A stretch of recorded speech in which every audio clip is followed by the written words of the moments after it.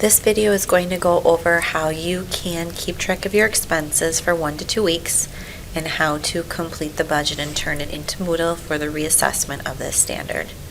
So this link right here has a wide variety of options. It's called the 12 free apps that you can use to track your spending. It's from last March 2016. And it says to try a spending tracker. You don't have to read the whole article. All of these are free, it says. Some have premium options. Some connect to your bank and credit accounts. You don't have to do any of that, but you can check out all of these options. And you are going to be keeping track of your expenses for 1 to 2 weeks. So it's up to you if you want to use an app on your phone to keep track, or if you'd just like to do it paper and pencil, or if you have another way that you'd like to do it. So here are some of the options. Now I have not used all these options, but I'm just going to throw them out to you. The Bill Guard keeps track of your spending by type, month, and location. And then you could get your credit score, which you won't need. And then it says if they're available on iOS or Android systems, so then you can see what works for your phone.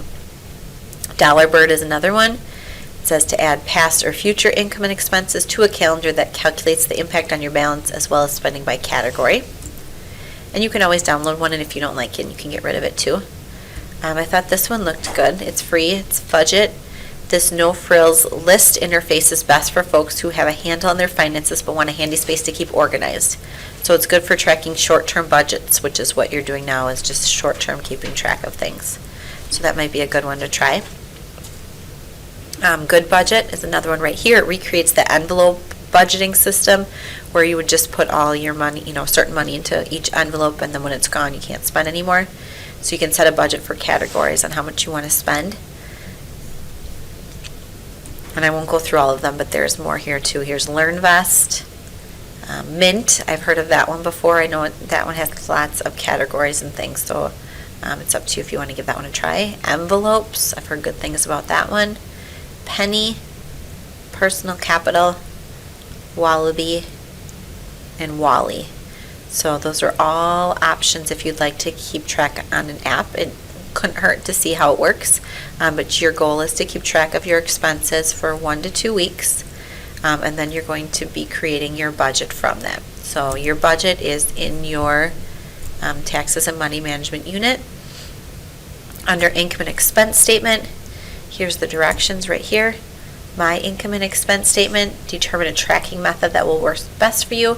You're going to track your expenses for that time period that I said, 1 to 2 weeks. And then you will create it in a Excel or a Google spreadsheet. And then you can answer these questions. What method did you use? Would you use it again? Did you have a net gain or a net loss? If you had a net loss, how could you change it to a net gain? Were you surprised by your numbers? Now that you see all of this, what is one change that you would make? And if you choose to write it into a SMART goal, I will reassess your SMART goal standard again. How can creating an income and expense statement help you manage your money? And how do you anticipate your income and expense statement changing in the next 5 years? So you'll answer these questions, and you can even answer those questions if you want right on your Excel spreadsheet. But I'll click on my spreadsheet right here. It will download, and I can open it up. If you don't have Excel, you can open it up in a Google spreadsheet. For some reason, it looks funny when I first do this. If you zoom out, you'll be able to see it. And you can take out the categories you're not going to use. There's lots of categories here, and you won't use most of them in 1 to 2 weeks. You won't spend a lot of these things. But you're going to put the money that you have coming in. Remember, if it's from your parents to pay for things, it would be unearned income, like money from others. But if you have a job, you'll put that in here. You'll get your total income. It will calculate it for you. And then you'll list your expenses. If you have deductions on your paycheck, you'll list those.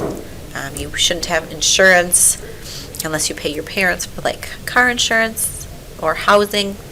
But you will have food costs perhaps, or clothing costs.